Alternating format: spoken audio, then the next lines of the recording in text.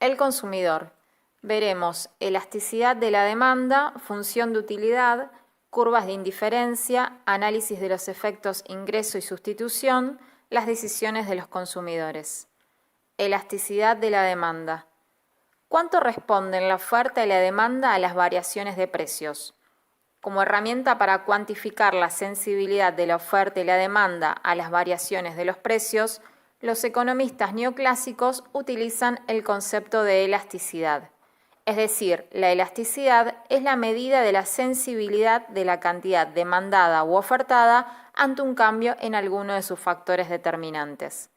Según la ley de la demanda, cuando el precio de un bien se reduce, la cantidad demandada de ese bien aumenta. Gráficamente, la curva de demanda tiene pendiente negativa y representa la conducta de los compradores. El coeficiente de la elasticidad precio de la demanda es el resultado de la variación porcentual de la cantidad demandada de un bien y la variación porcentual de su precio, manteniendo constantes los demás factores que afectan la cantidad demandada. Observamos que la expresión de elasticidad surge del cociente entre el precio y la cantidad de un bien, multiplicado por la pendiente de la curva de demanda. Y como nos referimos en términos absolutos, no es relevante el signo negativo. No interesa el sentido, sino la sensibilidad de la demanda de un bien ante una variación en su precio. Demanda elástica. Si la elasticidad es mayor a 1, la demanda es elástica. Es decir, que la cantidad demandada de un bien es muy sensible a los cambios en los precios. Si el precio aumenta, la cantidad demandada va a disminuir en una proporción mayor al aumento del precio. Demanda inelástica. Si la elasticidad es menor a 1, hablamos de demanda inelástica. Es decir, que la cantidad demandada es poco sensible a los cambios en los precios. Esto lo observamos en bienes indispensables como la leche o el pan. En ellos no se observan cambios grandes en las cantidades demandadas cuando aumenta o disminuye el precio. Demanda de elasticidad unitaria. Si la elasticidad es igual a 1, la demanda es unitaria, es decir, que la cantidad demandada de un bien y su precio varían en la misma proporción. También encontramos otros dos casos particulares en la curva de demanda, que son la curva de demanda perfectamente elástica, cuyo gráfico tiene una curva horizontal, y la curva de demanda perfectamente inelástica, cuyo gráfico tiene una curva vertical. La primera es aquella en la que la demanda varía enérgicamente frente a movimientos en el precio, es decir, si baja o sube el precio puede pasar de infinito a cero. Y en la segunda es aquella en la que la cantidad demandada se mantiene constante frente a cambios en los precios, es decir, que la reacción de los consumidores no resulta significativa. Este caso se verifica en casos de competencia perfecta. Ahora, ¿qué ocurre si el bien puede ser reemplazado por otro? Si el consumo de un bien puede ser reemplazado por otro u otros, tendrá una curva de demanda muy sensible a los cambios en los precios. Pero si el bien tiene pocos sustitutos, entonces la curva de demanda será poco sensible a estos cambios. Una elasticidad alta indica un elevado grado de respuesta de la cantidad demandada a la variación del precio y una elasticidad baja indica una escasa sensibilidad a las variaciones del precio. ¿Cuáles son los factores que afectan la elasticidad precio de la demanda? Primero, tipo de necesidad que satisface el bien. Si nos encontramos frente a un bien de primera necesidad, por ejemplo la leche, la harina, los huevos, es esperable que la demanda sea más bien inelástica, es decir, que los valores sean reducidos, ya que es poco probable que dejen de consumirse.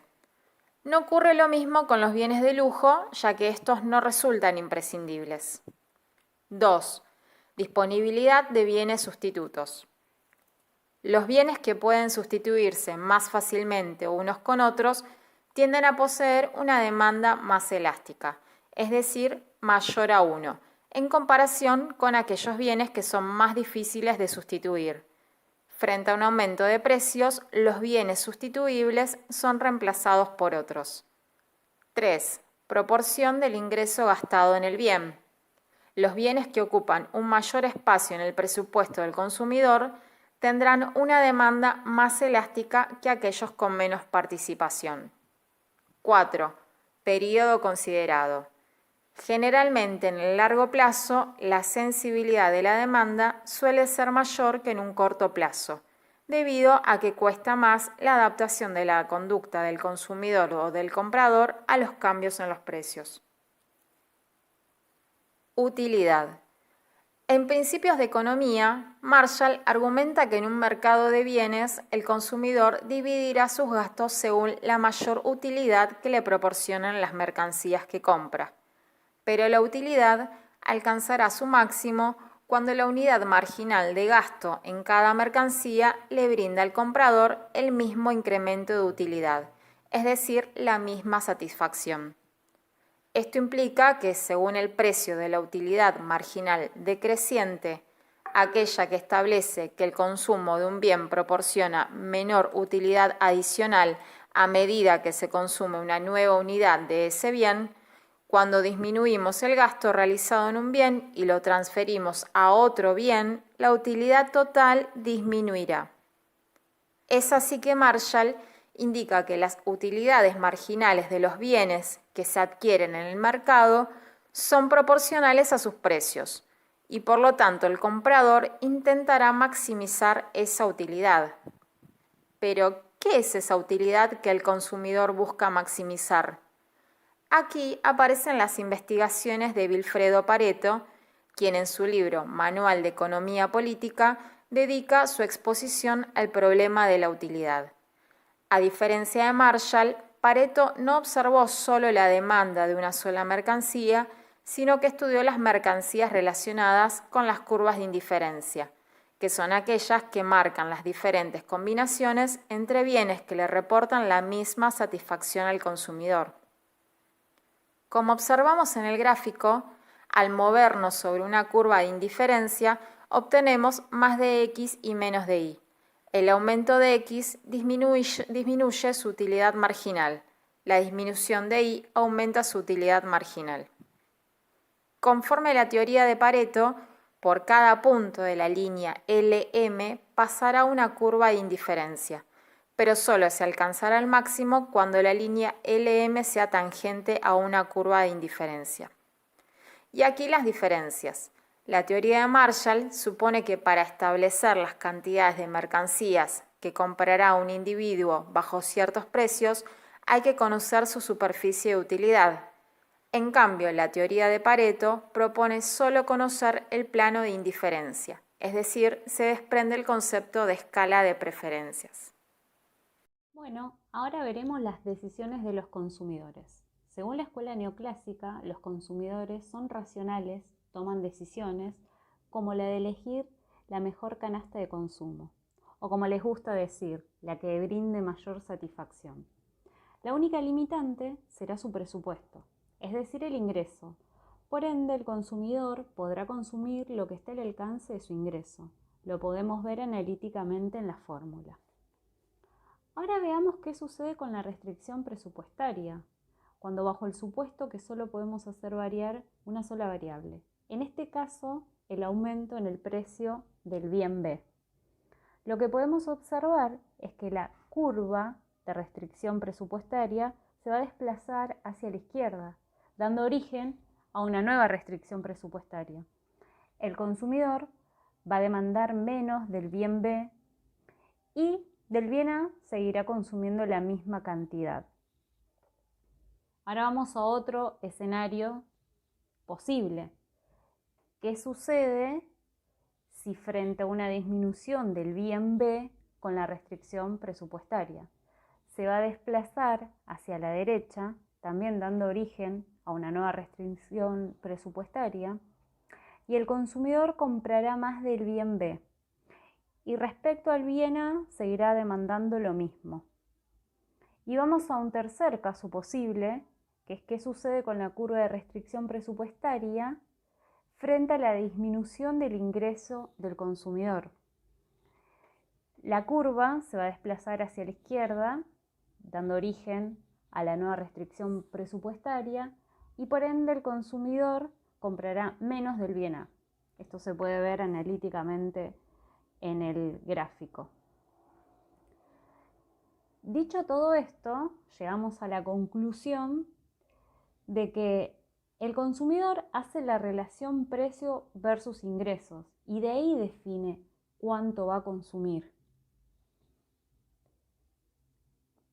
Por otro lado, también vemos en esta escuela que los consumidores tienen preferencias al elegir qué consumir, o como les gusta decir a ellos, en función a su utilidad. Esta satisfacción se puede clasificar en completitud. El consumidor frente a dos canastas de bienes opta por una de ellas. Reflexibilidad. Una canasta le genera mayor satisfacción que otra exactamente igual. Transitividad. Hay relación entre los productos que elige el consumidor. Estas preferencias las podemos ver en una representación gráfica que serían a través de las curvas de indiferencia. ¿Qué son estas? Es la sumatoria de todas las canastas que brindan al consumidor igual satisfacción. En fin, esto fue teoría del consumidor. Somos los alumnos de turno noche de la Universidad de Lanús de la carrera Economía Política. Gracias. A continuación analizaremos el comportamiento del consumidor a partir del análisis del efecto precio o curva de demanda. El efecto precio es provocado por una alteración en las cantidades demandadas de un bien a partir del cambio en el precio de ese bien. Teniendo en cuenta que la variable del ingreso en este periodo se mantiene constante, pero no así el poder adquisitivo del ingreso, ya que éste se verá afectado a raíz de una variación en los precios de los bienes. A partir del análisis del efecto precio, se desprende el efecto sustitución y el efecto ingreso. El efecto ingreso es entendido como la variación en las cantidades demandadas provocado por el aumento o la disminución del poder adquisitivo, teniendo en cuenta el aumento o la disminución del precio, lo que le permitirá al consumidor demandar una mayor o una menor cantidad de bienes. En cambio, el efecto sustitución es la variación en las cantidades demandadas a partir del cambio del precio relativo de un bien con respecto al de otro bien. El consumidor tiende a sustituir las cantidades demandadas del bien más caro por el bien que posea un precio menor. Para aplicar el efecto sustitución es necesario aislar el poder adquisitivo y solo analizar la variación de la demanda del consumidor con respecto al nuevo precio. Muy bien, ahora vamos a pasar a graficar lo explicado recientemente. Para un ingreso dado, tenemos los bienes Y y los bienes X. La mayor cantidad de bienes de Y que puedo comprar con el ingreso dado, no va a estar determinado acá. La mayor cantidad de bienes que puedo comprar con el ingreso dado de X va a estar delimitado acá. Trazamos la recta presupuestaria con un punto óptimo lo más alejado de la ordenada al origen, que va a representar las cantidades que puedo obtener de bienes Y y de bienes X, dando como resultado la canasta de bienes A. Esta canasta de bienes A va a tener una curva de demanda que tiene tangencia en el punto óptimo, es decir, donde el consumidor está maximizando su beneficio. Ahora, ante una variación del precio de uno de los bienes, por ejemplo el bien X, supongamos que el precio desciende, lo que nos va a dar como resultado es una mayor cantidad de bienes que puedo demandar a pesar de que el ingreso se mantiene constante. Por lo tanto, lo que tenemos es que lo que ha aumentado es el poder adquisitivo de este ingreso. Esto estará delimitado a través de una nueva recta presupuestaria, que esta nueva recta presupuestaria me dirá que a pesar de que consumo menos cantidades de bienes de Y, estoy consumiendo muchas más cantidades de bienes de X. Me va a dar un nuevo punto óptimo denominado C, con una nueva curva de demanda que tendrá tangencia en este punto. Esto nos va a decir que de A a C vamos a delimitar lo que se llama el efecto ingreso. Este efecto ingreso va a ser exactamente esto, la diferencia de A a C. Ahora bien, para el efecto sustitución tenemos que hay que restarle el poder adquisitivo al nuevo precio. Es decir, sobre esta recta presupuestaria tenemos que mantener la pendiente de la recta, pero hay que restar todo este poder adquisitivo, que es lo que ha aumentado el ingreso real con respecto al nuevo precio. Por lo tanto, trazaremos una nueva recta presupuestaria que tenga la misma pendiente que la recta presupuestaria del nuevo precio y que pase por la canasta de bienes A, que es lo mínimo que voy a poder consumir. Por lo tanto, tendremos una nueva recta presupuestaria con un nuevo punto de tangencia, porque ya en el punto A no estoy optimizando mis beneficios, no estoy llegando al punto óptimo, sino que ahora puedo consumir una nueva canasta de bienes que la voy a delimitar como B, con una nueva curva de demanda que tenga tangencia en el nuevo punto. Esto es lo que se va a llamar de A a B el efecto sustitución. Aquí con el mismo gráfico un poco más prolijo tenemos que del punto A al punto C, es decir de X1 a X2, el efecto ingreso, y del punto A al punto B, es decir de X1 a X3, el efecto sustitución. Entonces obtendremos que de la suma del efecto ingreso y del efecto sustitución tenemos lo que se denomina efecto total para los bienes normales. Ahora bien, en el caso de los bienes inferiores con respecto al efecto total, encontramos que estos bienes inferiores, cuando se les reduce el precio, el consumidor tiende a mostrar una reducción en la cantidad demandada. Esto se debe a que la elasticidad de ingreso de la demanda de estos bienes inferiores es negativa, es decir, se lo sustituye. Encontramos entonces que los efectos sustitución y el efecto ingreso no actúan en el mismo sentido para este tipo de bienes inferiores.